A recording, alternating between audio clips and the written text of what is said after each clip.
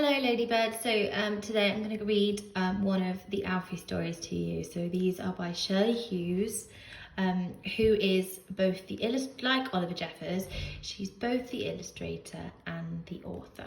Okay, so we're going to start with breakfast. And now one thing I absolutely love about these books is the amazing illustrations. Okay.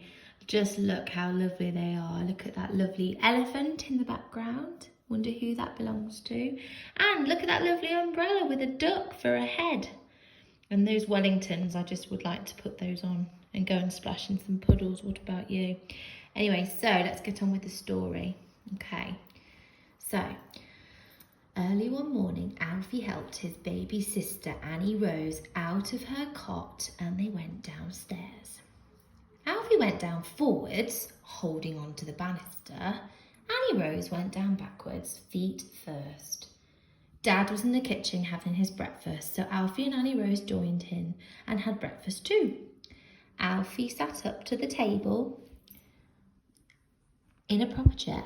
He had a china bowl. China means pot.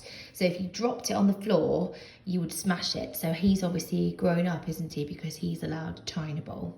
With bears marching around the edge. You see the bears on his bowl. Annie Rose sat in her high chair with a tray in front. She had a plastic drinking mug and her own bowl and a little spoon. So she's obviously got a plastic one because she might drop hers on the floor. They look ready for their breakfast, don't they? I wonder what they're going to have. Okay. While Alfie was eating up his cereal, Annie Rose pretended she was playing in a band. She drummed her spoon on the tray, ring-a-ding-ding, bong-a-bong-bong, and sang very loudly.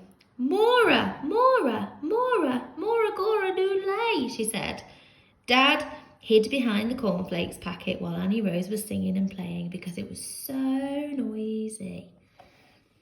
When Alfie got tired of spooning up his cereal, he made patterns with it on his bowl instead. He made the crumbly bits into an island with a sea of milk all around. But soon the island got all soggy and soppy, so he gave each bear a piece of it with the tip of his spoon. And after his breakfast, it looked rather messy. Then Alfie kindly started to help Annie Rose with her breakfast. He filled up her drinking mug with milk. Annie Rose could drink out of it very well by herself. But when she'd had enough, she started to drip it on her tray and onto the floor. Dad had to get a cloth and mop it up. Annie Rose could eat out of her bowl too, when she wanted to. Alfie helped her to fill up her spoon. But today she couldn't make up her mind where her breakfast was supposed to go. She tried putting it in her ear, then she put it into her hair, and then she started to spread it all over the place. Quite a bit went down her front. Put it in here, Annie Rose, said Alfie, opening his mouth very wide and pointing.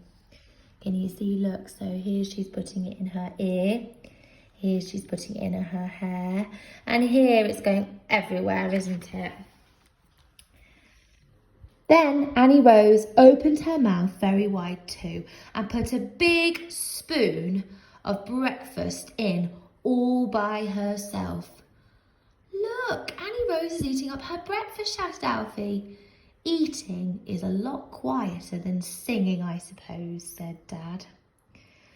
Okay, thank you, Ladybirds. I think we'll stick with some Alfie stories now.